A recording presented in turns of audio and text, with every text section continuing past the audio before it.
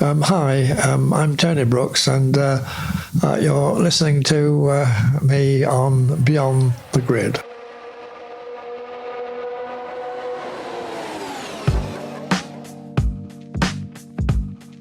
Hello all, Tom Clarkson here, welcoming you along to another episode of Beyond the Grid, presented by Bose Quiet Comfort 35.2 wireless headphones. Now, back in April in China, Formula One celebrated the 1000th round of the World Championship. And for this week's episode, I'm talking to a man who raced in the very first decade. Allow me to set the scene. This was the 1950s, a time when Grand Prix cars had engines in the front and no seatbelts, yet they could still be raced at more than 250 kilometers an hour. Races were long, 200 kilometers longer than today, and the tracks were brutal. It was the deadliest era in the history of the sport, and many great drivers lost their lives. And it was into this environment, alongside the likes of Sterling Moss and the great Juan Manuel Fangio, that this week's guest arrived in 1956 from, rather unbelievably, the considerably more sedate world of dentistry.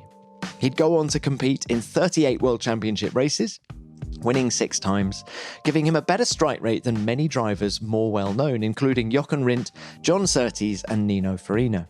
Yet he remained incredibly down-to-earth, shunning the limelight and retiring before he turned 30. Sterling Moss once remarked that in his perfect driver lineup, he'd take this week's guest as his number 1 and Jim Clark as his number 2, and accolades don't get much higher than that. I'm talking, of course, about Tony Brooks. Tony's 87 now, and one of the few survivors of 50s F1. He was kind enough to invite me to his beautiful apartment in Surrey for a look back on a remarkable career that saw him win the first ever World Constructors' Championship with Vanwall and go ever so close to the driver's crown with Ferrari. It was a fascinating chat. I hope you enjoy it. Tony, welcome to Beyond the Grid. Thank you for inviting me into your home. It is such a pleasure to meet you and to talk to you about such a memorable period in Formula One history, because you raced in the first decade of the World Championship. And for our younger listeners, can you paint a picture of what it was like back then? What was racing like? Well, of course, in motor racing, the first competition you had was the circuits on which we raced. Because if you ever made a mistake in those days, you were in the lap of the gods, because whether you finished up against a brick wall or turned over in a ditch or a telephone booth was entirely dependent on the circuit that you were on. So that was the first worry that you had in those days. And then afterwards you had, 20 or so competitors to deal with. We were very much aware the danger was so much greater in those days, and not this business of a yellow line to mark the limit of the circuit. And there was a great sense of camaraderie in those days because, as I say, it was so dangerous. And I don't want to start quoting the statistics, but there were often 2 or 3 top drivers a year killed in many of the years throughout the 50s. So it really was dangerous, and I think it engendered a sense of camaraderie. I think rather like it would have been for the Spitfire pilots, for example, during the Second World War. They would be sort of in the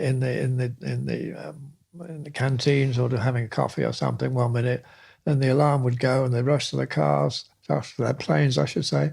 And, whether they were all going to be back again having a cup of tea an hour later would be, very much in the lap of the gods. It seemed it was, there was a tremendous sense of camaraderie and a sense of, we raced, very, very hard against each other, but it was a sense of looking after each other at the same time. And you never have some of the sort of things that go on these days, because they can do it and get away with it.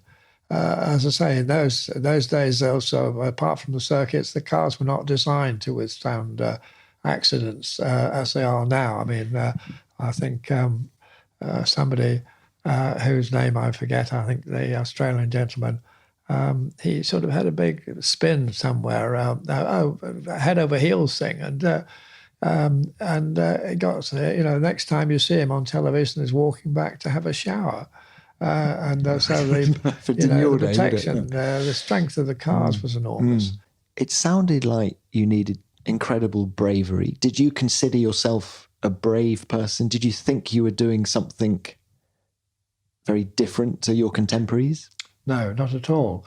I did it because I thoroughly enjoyed it, and the thing is that I never raced with. I'm not sure I can do this, but I'll make myself do it. I never forced myself to drive beyond the limits of my capability. I drove up to the limits of my capability and no more.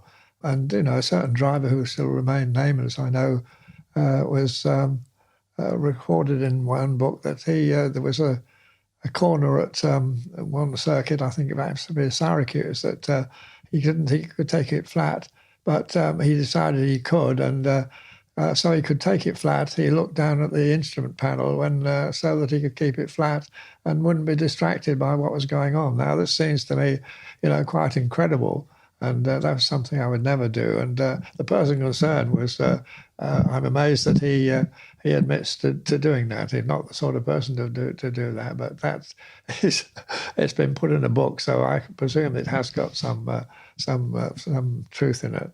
Now, you mentioned Syracuse there. You won your first ever Grand Prix. Yes. Syracuse 55. It was a non-championship race, wasn't it? But yes. Let's talk about that race. Can you just describe it? Because it was a bit of an adventure for you, wasn't it? Can you remember getting the call to do the race? Oh, yes, I can. Most certainly. I was at practice. I was with a patient in the surgery at the Turner Dental School at Manchester, and I was told that there's a telephone call for you, and it was here we are with problems with names.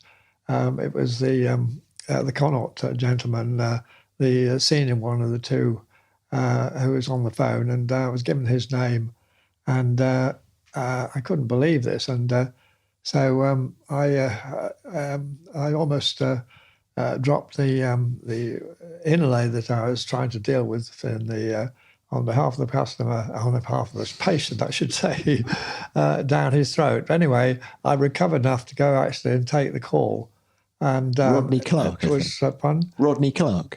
Exactly. Rodney Clark, I think. Clark, for goodness sake, how could I forget that? But unfortunately, so you took the call. Rodney Clark, it was on the phone, yes, and he said, "Oh, we're taking two cars to Syracuse, and I think it's in about a week's time."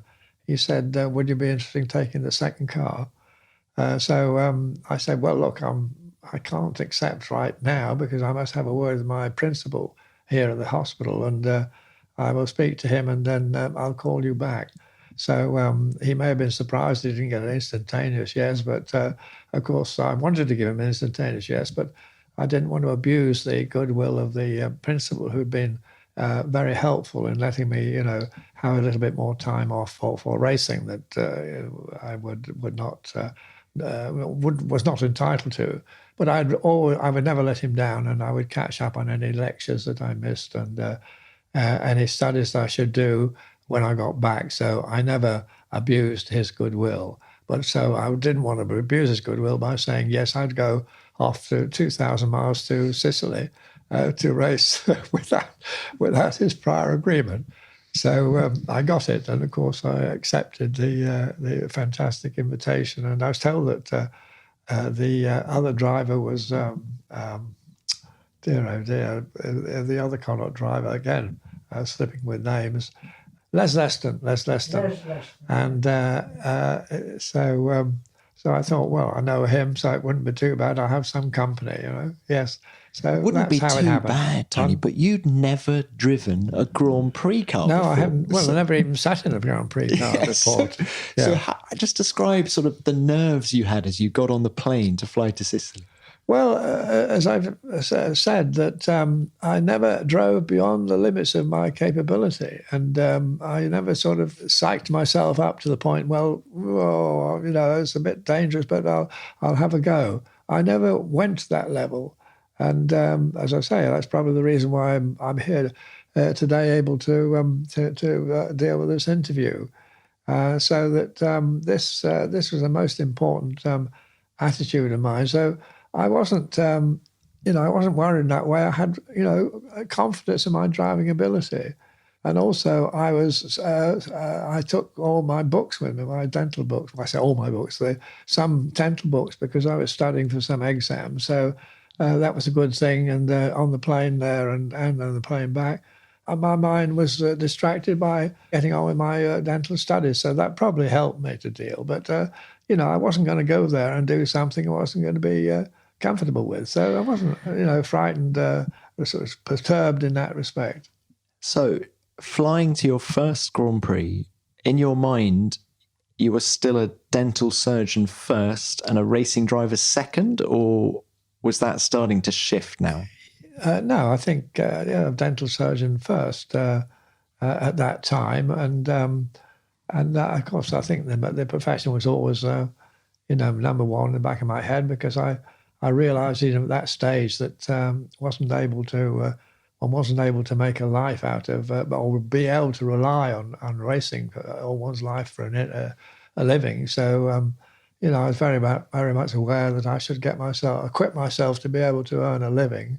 As and when I gave up motor racing. So I think I always kept the dentistry as, really forefront of my mind. But that was not demeaning my attitude. My respect for motor racing was tremendous. My pleasure in motor racing was tremendous. But I think, the need to be able to earn a living was uppermost in my mind. Interesting you talk about your pleasure from motor racing. Yeah. Was it the lure of success and the pleasure you got from winning, or was it the pleasure of driving a car on the limit? The actual driving of the car on the limit. That's what really gave it. I didn't really like the publicity, and I was always pretty. I never sort of going forward after a race and two of the journalists and say, "Oh, well, do you know this? Do you know that?"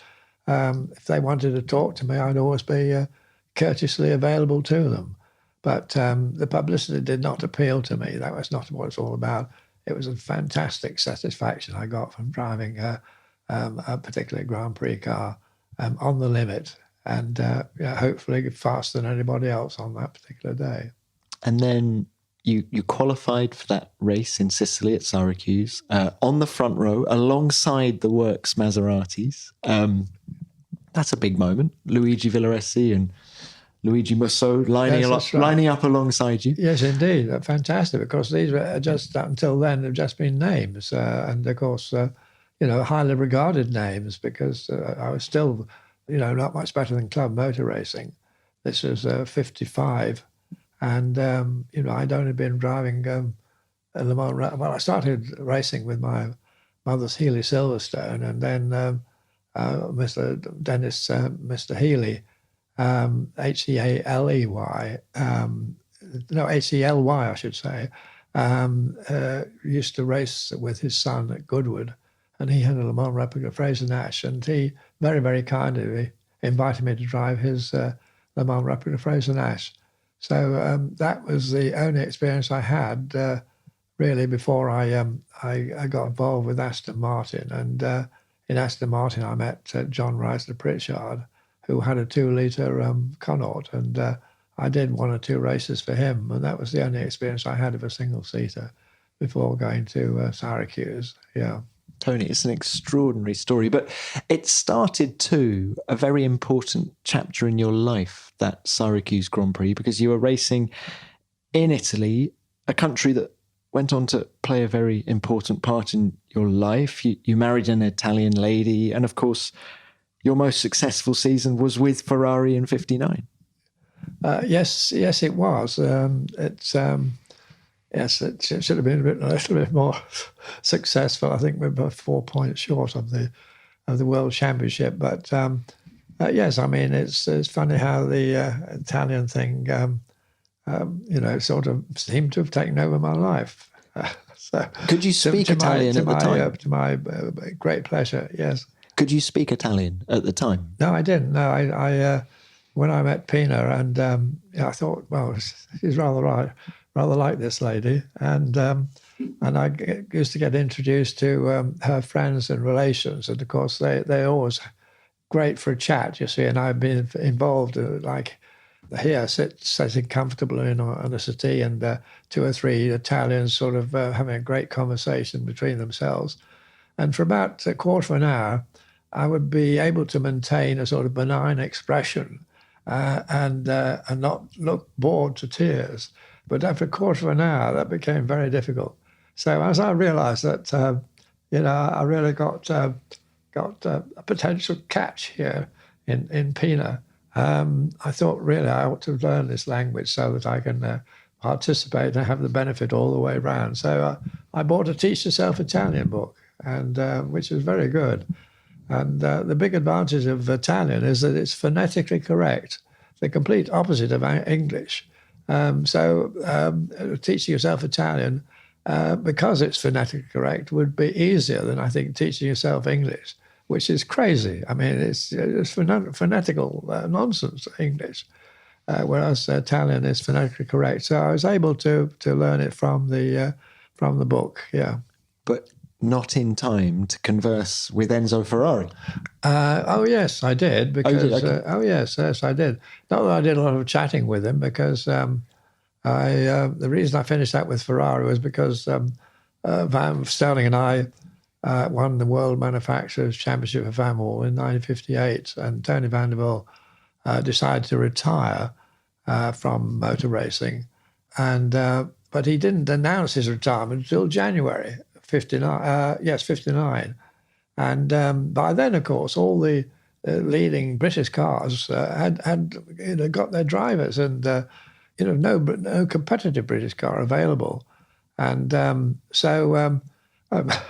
this sounds extraordinary. So about a week after I announced, Vanderbilt announced his retirement, I had a call from Tavoni, Romolo Tavoni, the team manager of Ferrari, saying, would I would think about driving for Ferrari? And I sort of wasn't playing hard to get, but I said, well, so I'd like to consider that. And so then I think I was immediately invited to go over to Italy. I met Enzo Ferrari in his grand office, and had a very constructive discussion with him for about half an hour. That was all, and sitting on one side of a formal desk. And Pina actually happened to be with me, but I didn't need her help to communicate on the language side. And so we had this very congenial meeting, and he discussed the terms and everything, and he said, "Oh, by the way, I don't appoint number one drivers until they are participating in the team. We'll see who's doing what in the season that time, performing in the particular season." And so I wasn't asking for the number one driver anyway, but he just made it clear that's how he worked. You had to earn it. And I did finish up with number one driver, but on the basis of results, not being appointed from the start. Back to those discussions with him, you'd said that you didn't want to race at Le Mans for him because there was obviously a crossover back then with the sports car program. Yeah. How did that affect the relationship with him? Well, I was amazed, actually, when I said that to him, because obviously Le Mans and Ferrari, selling Ferrari private cars, is very, very important to him. So, I was astonished that he accepted my offer.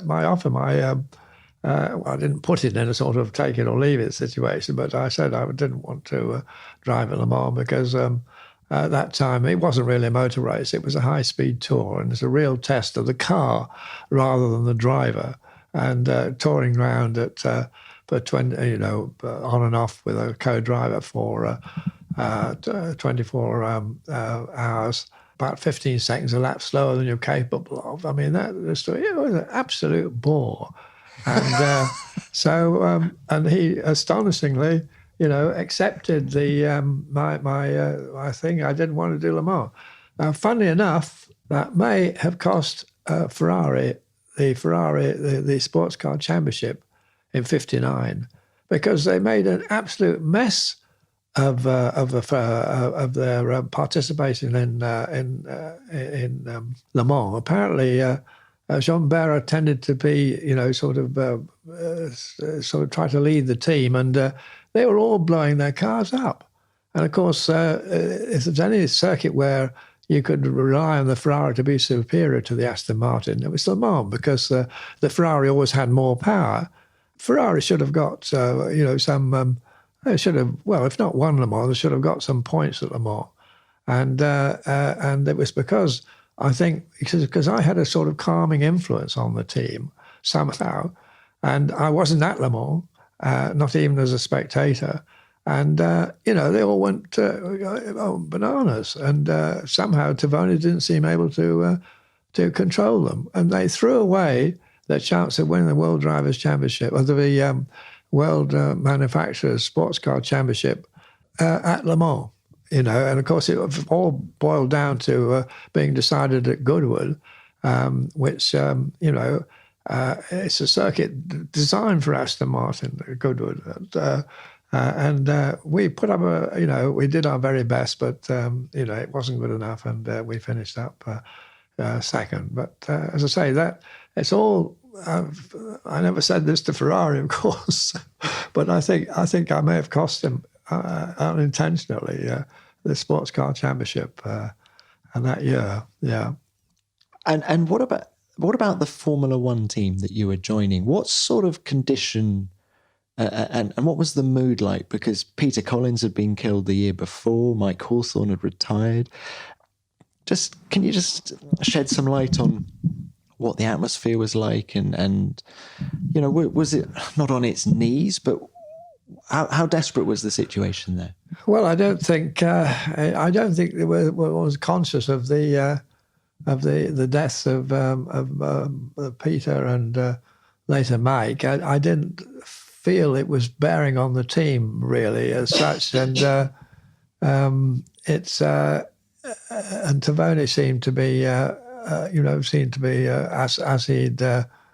as he'd always been. Although of course I didn't know him as well as a Aston Martin driver, and so I don't think, funnily enough, I don't think it had a big knock-on effect. Which is not to say that people hadn't been greatly moved and disturbed by what had happened, but I don't think it was carried forward, because I think the feeling for driver Ferrari, people, really savour it, and they do say that every driver wants to drive for Ferrari at some time during their career, and that may be true. You'd have to do a lot of interviewing to establish that, but they probably wouldn't be own up to it anyway. Well, was that true for you? Pardon? Was that true for you?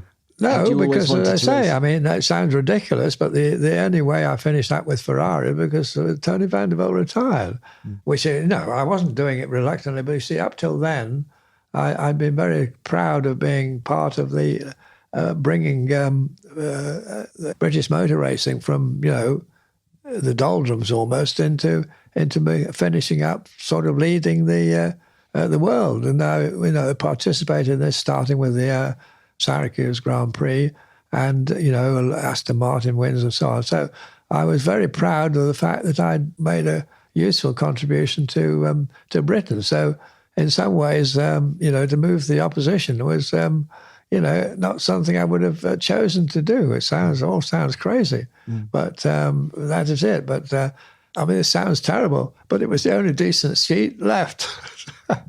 Well, and you had some great teammates at Ferrari that year, didn't you? I'm thinking of Phil Hill. You mentioned Jean Barra, but Dan Gurney, Cliff Allison. Yeah, absolutely. Yeah. So how to say? Yes, Jean Barra. I got on all right. I got on all right with everybody. It's all Buongiorno and Buongiorno and that's just goodwill exchanges with Jean Barra was all that took place. And the longest conversation I had with Jean Barra was at the TT in '59. We were co-driving together, and he had the first turn, and he managed to drive the car off the road and turn it over. And I don't know how that he got it back on the road with the help of all the local population, and he brought it back to the pits, and it was my turn to. Well, it wasn't my turn to take over, but I was going to have to take over. And he spent, at least 10 minutes, the longest conversation I've ever had with him, explaining, there's nothing all right. It looked actually a complete write-off, well, a slight exaggeration. But here was this guy trying to tell me, it's all right, don't worry, you get on with it, it'll be okay. And, of course, I had to retire after the first lap. But that was the longer conversation I had when he was trying to explain that the car was all right. Who was the quickest of your Ferrari teammates that year? The quickest, well, Ferrari could be quite quick, but of course he tended to overdo things. He had more spins than I think a driver of that level, should really have. But he could be quite quick. But Dan, I think, was the fastest of the remainder. I mean, he and Phil was pretty close, but I think Dan was next. But Jean was Jean Barrow was quick, but I think he pressed too near the limit and got away with it most of the time. So your first Ferrari win in Formula One came at Reims. Yes. Mega hot day, stifling heat. Yes. Can you just describe how hard that race was? And also the sense of satisfaction you got winning a Grand Prix for Ferrari. Yes. Well, I think the thing was that I think it was the hottest day they'd had there for yonks. And unfortunately, I've always been, well able to cope with heat.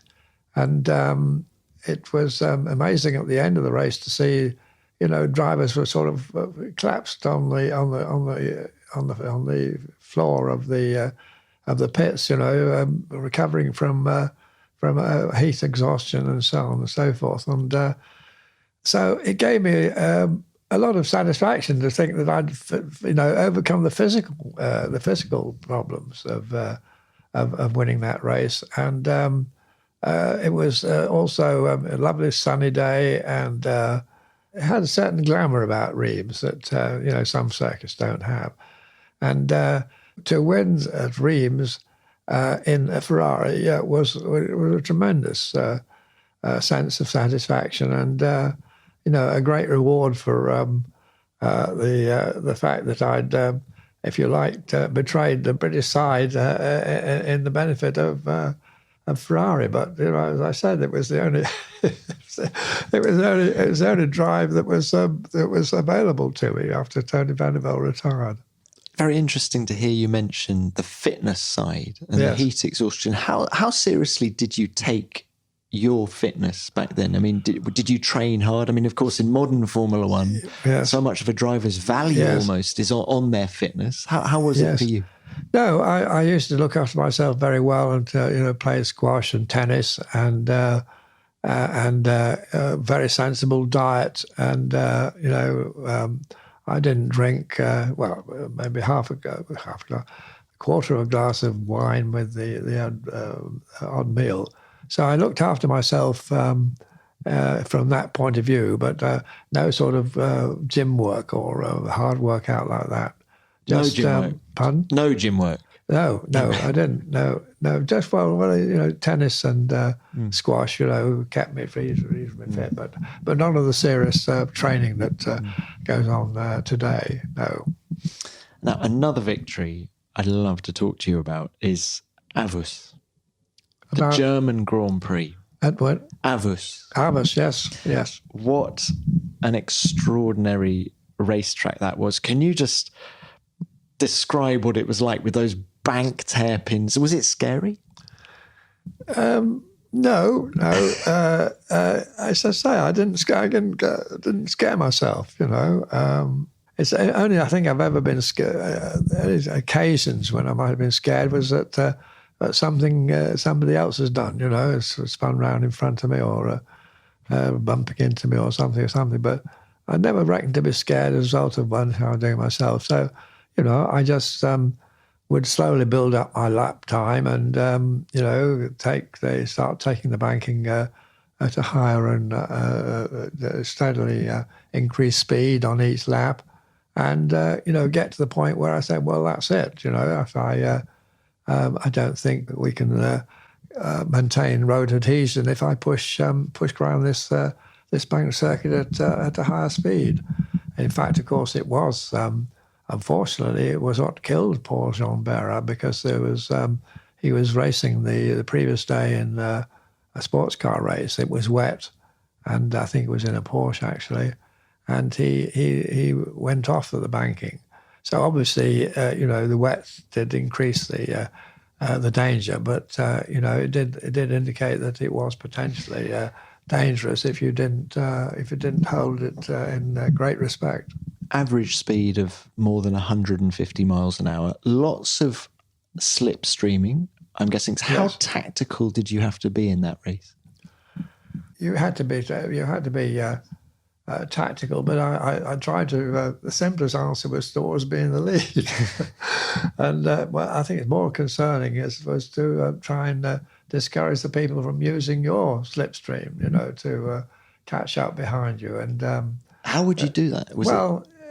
It's very, very difficult, really. And one didn't weave around or whatever. The thing was to try and keep the 20 or 30 feet ahead, so that they can't quite get into your slipstream. So the answer was for you to drive quick enough to keep them far enough back not to get into your slipstream.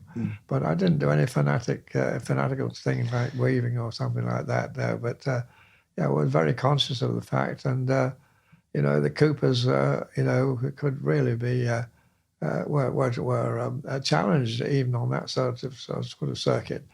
Because of the benefit of slipstream which is available to them.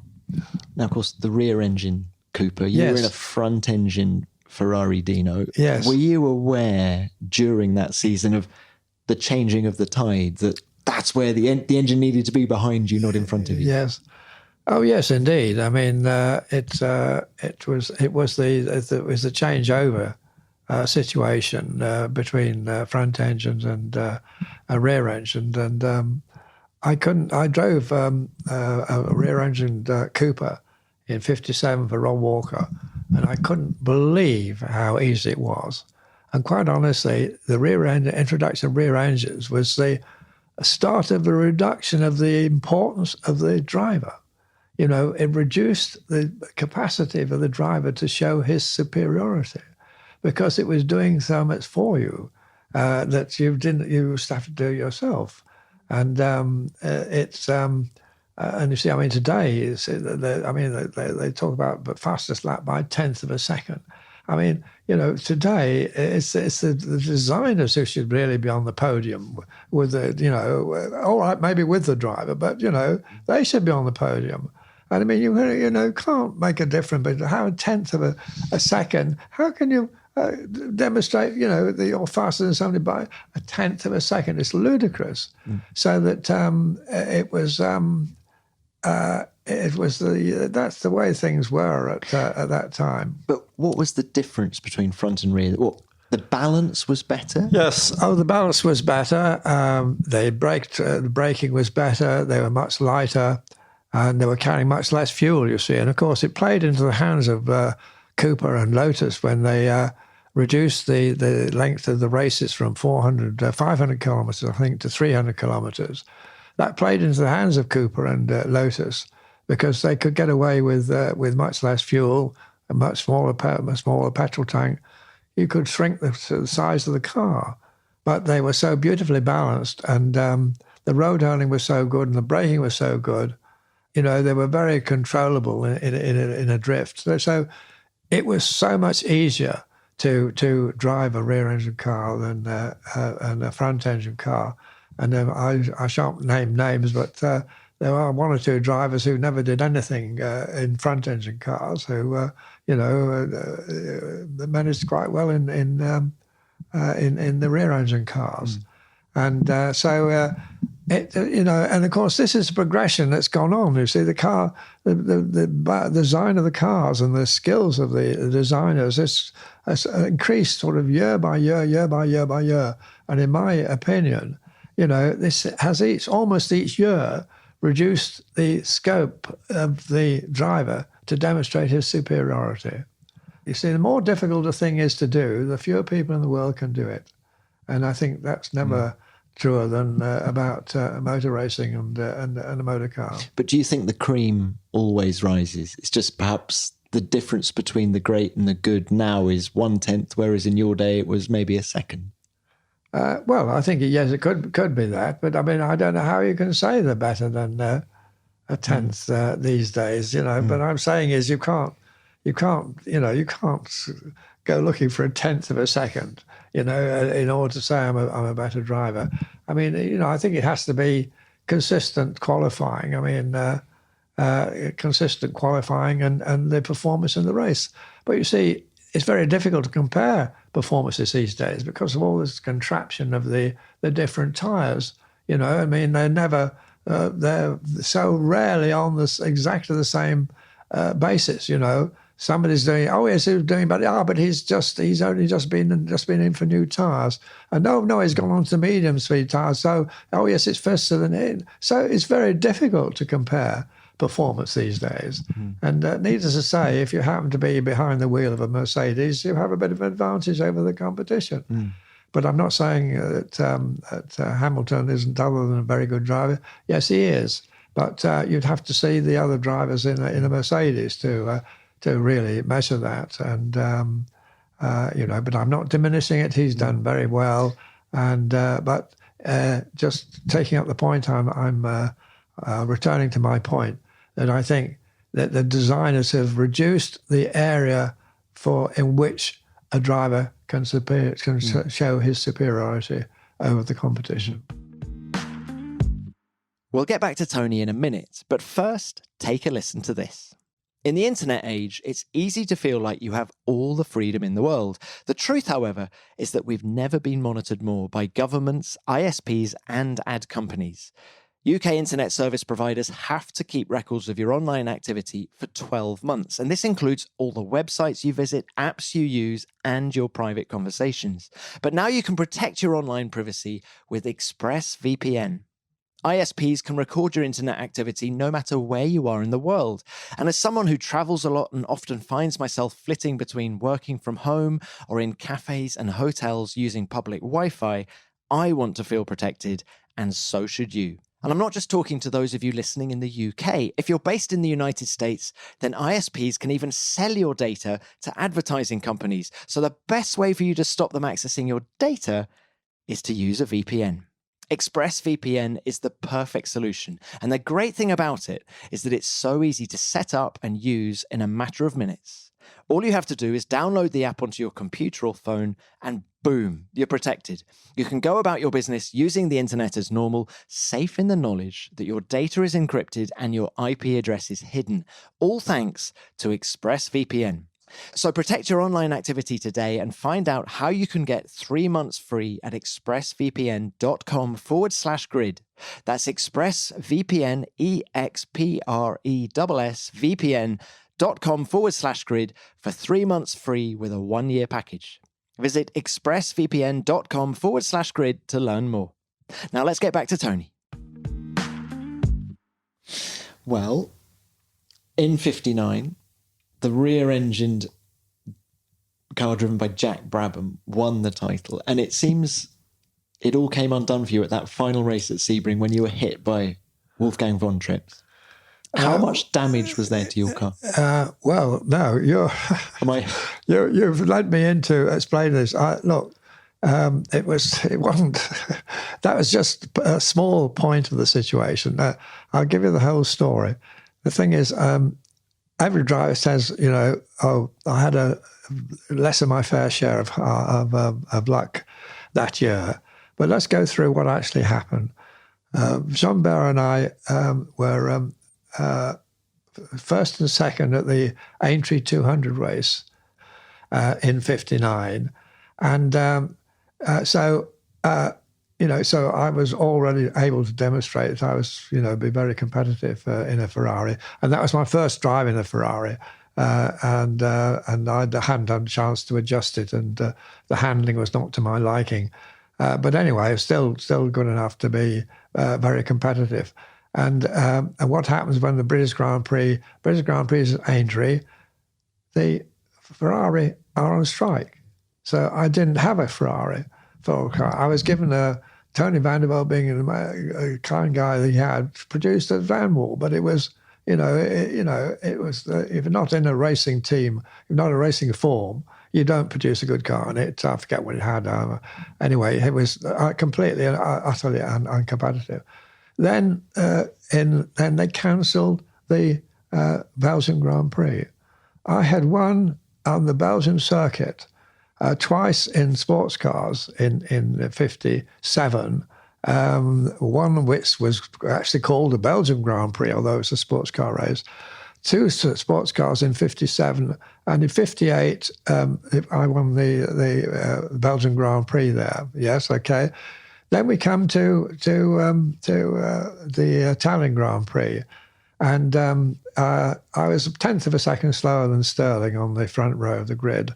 We were first and second fastest. And at the end of my last lap in practice, I made the mistake of uttering words that I still regret, which is, I smelt a little bit of a little bit more Ferodo than usual, and just tipping mechanics off just to make sure, check everything up. And of course, what it was, I've been pulling everything out of the hat to try and make the fastest lap. And, I'd be using the brakes more than usual.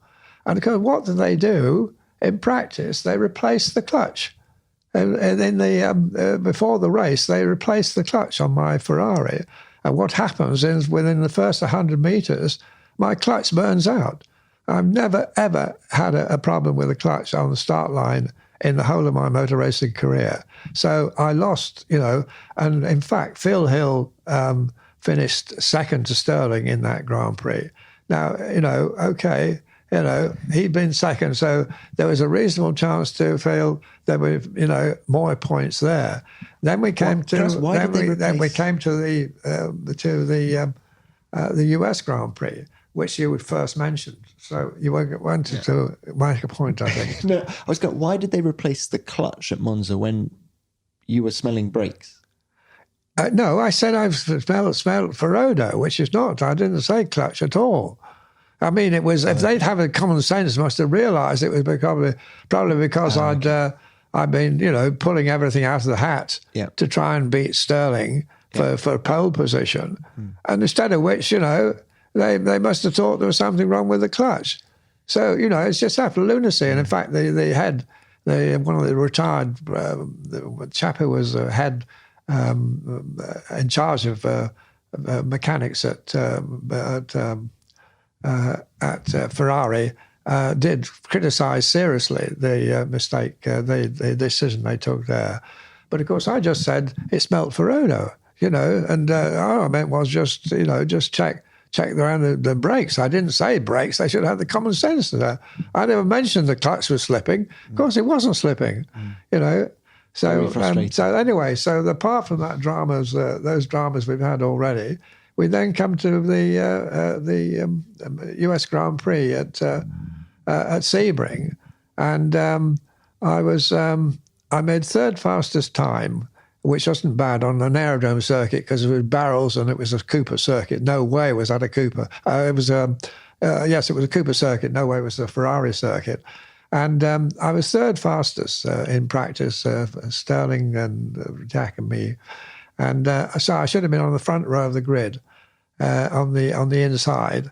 And blow me if old Harry, how can I forget his name, the American, had allegedly done a faster lap than me in practice because he missed out one of the corners because they would have these stupid cones on the corner. And he'd been claimed a faster practice lap than mine, which he hadn't done. And there was a big row I was then pushed in the right position on the front row of the grid. and there was a row on the starting line about the fact I should be pushed onto the second row. And he got away with it. He got away with it because the timekeeper came along, and of course they had got the wrong time round. But the point is that how the wrong time got on the timesheet. It got on a timesheet because Harry, for goodness sake, Harry Schell, yes, Harry Schell had missed out a corner, and they accepted it because the timekeeper came. Here it is. It's down here. Yeah, of course it's down there because the chap got round in that time, but only because he'd missed out a corner. Frustrating, right? Now the thing is, so then I was pushed off the front row onto the second row. That's but not the end of the world. But the point is that put me in front of Von Trips on the third row. So you should have been nowhere near him. Absolutely, on the third row. And, of course, Von Trips, he was desperate trying to get a regular drive in the Formula One team for Ferrari. And, of course, what's the best way to do it? Is to follow and stay on the tail of the number one driver, which was Brooks. So what he does exactly that. And causes me to, shunts me off the road on a thing. And then I had the most traumatic experience in my whole motor racing career, really, because I had half of that to decide whether I was going to come into the circuit, into the pits, to have it checked out, which would throw away my chance of, because we were all, with the three, any one of the three of us could have won it at that stage. So I knew that would be giving away my chance of winning the World Championship. And I am very proud of the fact that I took the decision to come in to the pits, because, of course, otherwise you have a situation where if only he'd done this. The reason I came in was because after my accident at Mans and my accident in the BRM at Silverstone, my accident at Mans in Aston Martin and Silverstone with the BRM, I resolved that I'd never, ever try and drive a car, to the limits of his ability, where there's anything, mechanically wrong with it. And I took half lap to decide and to have the strength of will to come in and give up the chance of winning the World Championship as a result of my experience in those two accidents. So I was very proud of the decision that I made it. And of course, it's Sterling retired and Jack ran out of petrol, as he did do from time to time, trying to get the weight of the car down to the minimum. So the two competitors were out of the way. And the chap who won the race was Bruce McLaren. Yeah. And I did a faster lap, better lap in practice than Bruce McLaren. And I think I was capable of driving Bruce McLaren. So, you were rather oversimplifying the situation when you mentioned thank you Sebring. Thank you for explaining it. Thank you for the opportunity to explain the truth. Tony, tell me how much damage was done to the car when you had yes, exactly. Well, indeed, it transpired that it was not the end of the line, but I didn't know that. I didn't know that because you can't you see the most simple incident can be serious. You see, I mean, you can have something out of line or fractured and so on. There's no way. I mean, I had half a lap to make this decision, as to whether it's a team. And saying, look, you said after your two accidents, you would never, ever, risk racing a car that was, substandard. And that made me get in. And, if I was having it all over again, I'd make the same decision. That's what I was going to ask. Would you make the same mistake? Second instead of first. But as I say, I survived 10 very dangerous years in motor racing. How frustrating is it for you to have not won the World Championship? Clearly good enough. Clearly, in a way, he should have won it in 59. There's a very strong argument for that. Does it still rile you to this day that it never happened? No, not really. It's a lovely label to have. But again, like I said, you've got to be careful about naming names. But the number of championships won by certain people now have demeaned the value of the World Championship, in my view. I won't. I mean, but I must resist not naming names. But it's in the days of Moss and Fangio. You win a race, you really, really meant it. But as I say, I give you several examples where you can't really say that they earned the championship. And when you talk about a string of world championships, it's. I'm sorry. I think the world championships demeaned. So I'm not. Of course, I would like to have had the world championship as a label, but I suppose I get some satisfaction on the fact I don't think it has. It means what it was. But of course, Fangio's did, and what was earned at that time, you really had to earn it. And of course, the cars, as I've already said, were so much more difficult, so much more challenging to drive. It really meant something. So the answer is no. Yes, I'd love the label, but it doesn't upset me. I won, six World Championship. So 5 World Championship Grand Prix and a 6th non-World Championship Grand Prix. And I think there was only Ascari, Fangio, and Moss who won more Grand Prix in the 50s than I did. So, I won, I think, 50% of the races I won in a Grand Prix car. Then I finished, I won 50% of the races I'd have to double check that stat. for sure. It's a great stat. My results, if you looked at the results thing, I felt, not bad. 10 years in motor racing. When were you at your peak?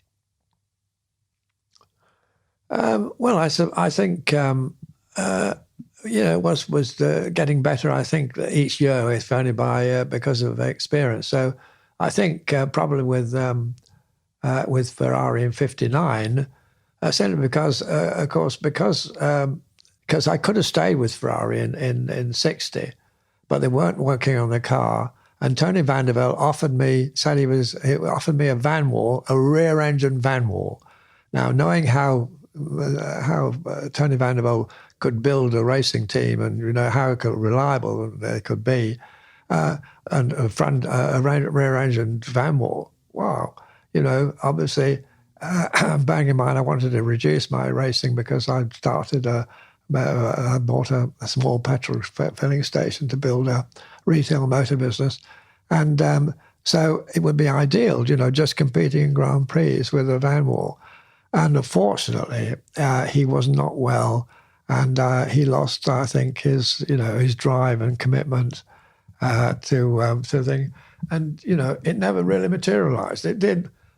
It never developed. You see, I mean, I did drive it once, and with development, it could have been fine. But of course, without commitment and development, you're not going to get anywhere. So, excuse me. As a result of that, there was no other. What I should have done is retired from motor racing. I thought I should race because I said I was going to race, and the only team that was available that might have a chance was the Yeoman Credit, which I drove in '60. And I drove them, but it was a '59 Cooper driving in 1960 with a non-factory engine. And it was totally, utterly uncompetitive. And in fact, I think I'm right in saying the team had no fewer than 9 gearbox failures in the year. So it was a complete disaster. And I should have retired. See, when Tony van der Velde said no, I should have retired. But I got this commitment I made. I was going to race this year, and that was a big mistake of mine. And I made the second mistake the year after. Because I drove for BRM, and the car, I saw Raymond Mays invited me to speak to him about driving for them in 61, and I went on, I saw the car, and it looked absolutely right. It looks absolutely right. How can you say that about a car? I don't know, but I just had the feeling this was the car, that really could make it. It was going to be ready for Monaco in '61, which of course would be plenty enough to have a decent season. And in actual fact, I never drove it that year at all. And the car that won the World Championship in '62 by Graham Hill, driven by Graham Hill, was the car that I saw and said, this is it. So your gut reaction was right. Which led me to sign up with BRM. But, so 2 mistakes, and I should have, I think my biggest regret about motor racing is I didn't retire at the end of '59. Can we talk a little bit about '58? Yes. It's like your second most success. You finished 3rd in the World Championship. Yeah. And you won the German Grand Prix. Yes. But that year it was at the Nordschleife. Yes. Was that your greatest race? Because you passed both of the Ferrari drivers. Yes, I think it was. Yes, you're well chosen. Yes, I was very, very pleased with that. I mean, 75 corners, up and down the hills of the Ardennes. It is the Ardennes, isn't it? It's the Eiffel. Eiffel Tower. When I'm talking about Ardennes. Well, no, Spa was another great track. Yeah, that's right. That's right. Yes, I'm yeah. sorry. Anyway, it's a great circuit, and of course, obviously, those were the 2 best drivers there. And funnily enough, I caught them at the same rate as Fangio did the previous year, and of course, Fangio, won the race. So. But that's only because I did some analysis. I could see what happened. But you're absolutely right. No, I think that was my best race. I was very, very pleased with that. And do you think it was that performance that got you the ride with Ferrari in '59? Oh, well, I think I'd because you very much came to the attention of yes, the Ferrari that's right. team. Yeah. Oh, I think it must have been a major factor because they know what doing well at the Nürburgring means. So I think it would have been a great factor. But I had, I think, 58. Made myself a pretty, a good reputation. And as I say, it was less than a week after Tony Vanderwall announced the retirement of Vanderwall that I had this lovely message from Ferrari. Come over and see me. So yes, I think you're absolutely right. Yes. And what was the trigger point for Vanwall pulling out? Was it the death of Stuart Lewis Evans in Casablanca? Yes, I think the death of Stuart Lewis Evans, I think, had a very big effect on Van der Velde because it was in his car. You see, his car were always beautifully prepared. And, the fact it happened in his car, is nothing to do with it. But he felt responsibility because he killed himself in one of his cars. So that did have a big influence on him, I think, in deciding to retire. And also, he was not stupid. He could see that, there would need to be a transformation to rear-engine cars. But producing a one-off car for Brooks, is different to producing a team. So I think he realised the transformation between front and rear-engine cars was taking place. But I'm sure that Stuart's death was a big negative for him. But the sad thing is, obviously I don't know. I wasn't there. I didn't see what actually happened. But I think, unfortunately, he didn't roll in the grass after he got out because his overalls were burning. I don't know unless you were there and saw it. But it does seem that Stuart should have taken more efforts to soon himself, and I said that he didn't do that, which may have made the difference. I don't know, but he died 6 days later, didn't he? So, of course, one of Stuart's advisor at the time was one Bernie Ecclestone. Did you ever come into contact with Bernie? Oh, Bernie! I've been in touch with Bernie now. But at the time, well, yes. Well, he used to, he was a smart cookie, as we all know, and he first of all, tried motor racing as a driver, and then he sort of tries it as a manager, and then he tries it as a team owner. But in between times, he used to, he was soaking up all the information he could, and he used to be finished up in the Van Wall pits I think virtually every race, and he would be in the back corner of the Van Wall pits, and and Tony Van der Wall would keep saying, "Who's that chap at the back of the car?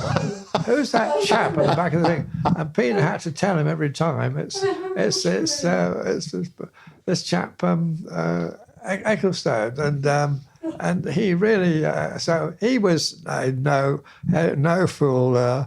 I got a lot of respect for him, and he soaked up all this information, and where better to be than in the Van Wall pits to see what was going down, and then of course he then gets his own team, and then eventually. And then he says, "Well, I'm finding out all this. I've done all these steps, all that thing. I'm going to run it. Blow me if he doesn't finish up running it." I mean, you've got to admire his achievements. It really is quite a remarkable achievement. And of course, Bernie used to buy and sell motorbikes, yes, cars. Absolutely. And that's a trade that you went into after retirement. Did you ever talk to Bernie about business? No, never talked about business. No. It's only about. I haven't spoken to him an awful lot, but we've always had a very good relationship. Hello, how are you, and so on and so forth. But no, we never got involved on the dirty side of the business. No, there's two names I wanted to ask you about. You've mentioned Sterling Moss on several occasions. Yes. Just how good was Moss? Oh, well, extremely good, extremely good, and no question about it. I mean, he was the second best to Fangio, in my opinion. I don't have any doubt about that.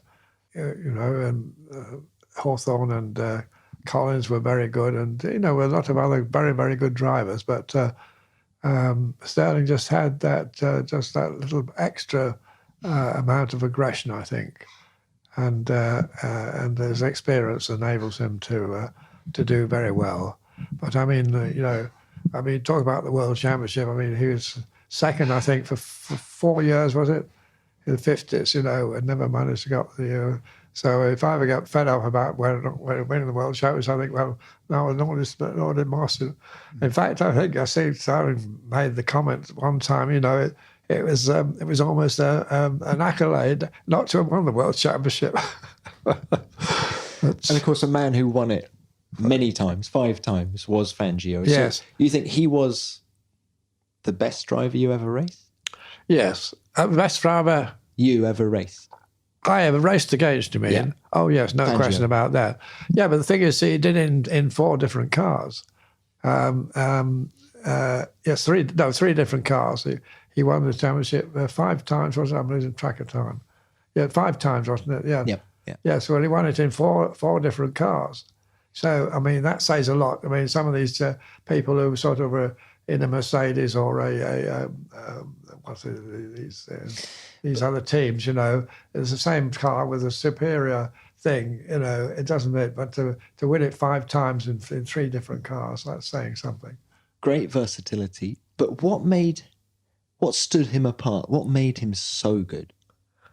I think just an extra amount of natural ability. That I think Sterling had to try harder to produce the same sort of performance as Fangio at any particular level. I mean, I can't prove this, just my opinion.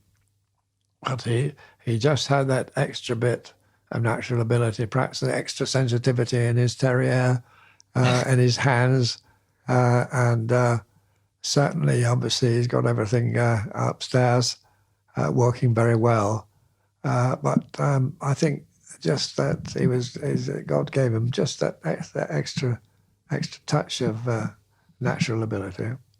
And what was your personal relationship like with Fangio? Oh, well, fine. Yes, we spoke. In fact, we were invited out to Argentina. I think after we retired, and had a very nice few weeks there with him. And I spoke to him in Italian, and so a very good relationship. No problem at all there. Now, you mentioned after you retired, and you retired abruptly at the end of 61, it seemed. You were only 29. Yes. Was it a difficult decision for you? No, not really. As I say, I should have made the decision at the end of 59. So, I mean, I think my regret is that I hadn't made it earlier, because, as I say, these rear-engine cars, they weren't really thrilling me because, as I say, they had taken certain skills, the need for certain skills in a driver. It's diminished their importance. And so the rear-engine car, as a competitive, as a challenging vehicle to drive, I did not find as challenging as, in fact, the front-engine cars. And so the cars weren't thrilling me. But I think is, as I say, that I should have retired at the end of finished with Ferrari, and that would have been it. But I didn't. There was no point in working, continuing unless you had the chance of a very good car. But also I had a family and I'd survived 10 years, so it was a very practical consideration that it was it was no less dangerous, well, fractionally less dangerous maybe than it had always been. And I got to start a family, so. I have a responsibility to be able to look after them. So I mean, no, it was only sudden. I mean, you either you go or you don't go. But your gut reactions were right about that BRM. Yes. Just wasn't ready for you in 61. Absolutely, yes. Was the option there to race alongside Graham Hill in 62? I never explored. Yes, I think I was. Yes, I think Freeman Mason asked me to do so. I can't honestly remember. I think so, yes. But I think so. Husband and father came first. Yes, absolutely. Yes. Oh, absolutely. Yes. No, it wasn't really a competition because we'd also we'd started a family, and I had a perfectly good profession, dentistry, and I'd started up this motor business, which was quite a challenge. But in starting up, I had no business experience at all. I had a very good degree in dentistry, and of course, a good degree at that standard, gives you a tremendous qualification to be able to apply yourself to all sorts of things. And a good degree qualification is a good qualification for life, even if you don't use a specialised aspect of it. So I had this means of earning a good living, and my motor business was beginning to pick up. And of course, I had no business experience. So of course, what I was doing was I was really jumping in the deep end and not knowing how to swim. So I very quickly had to learn. And just as I got out my Italian book to learn Italian, I got out all sorts of books, to try and find a shortcut to learning how you should run a motor business. And fortunately, I succeeded. Good. Well, Tony, thank you very much for your time. It's been a pleasure, absolute pleasure to talk to you about your career and how different it was back in the 50s. Thank you very much. It certainly was different, very, very different. And thank you for the very interesting questions that you addressed to me. That was great, wasn't it? Talking to Tony, you begin to understand what made him such a great racing driver in such a dangerous era. Cool and composed, and not a hint of prima donna superstar for all his success. It was great hearing his recollections, particularly about what made Fangio such a class apart. And I urge you to look up a photo of that remarkable bank corner at Avus, which Tony said wasn't scary. It will send shivers down your spine. Thanks so much, Tony. It was a true privilege to chat. Well, that's it for this episode, but we'll be back next week with another big name from the world of F1. Until then, why not subscribe to Beyond the Grid if you haven't already? We're on all of your favourite podcast apps, including Apple and Spotify. And please keep your feedback coming. We love it. Remember to use the hashtag F1BeyondTheGrid, and you can tweet me at TomClarksonF1. Beyond the Grid is produced by F1 in association with Audio Boom. Until next time, keep it flat out. Hello and welcome to Limitless with me, Joshua Patterson.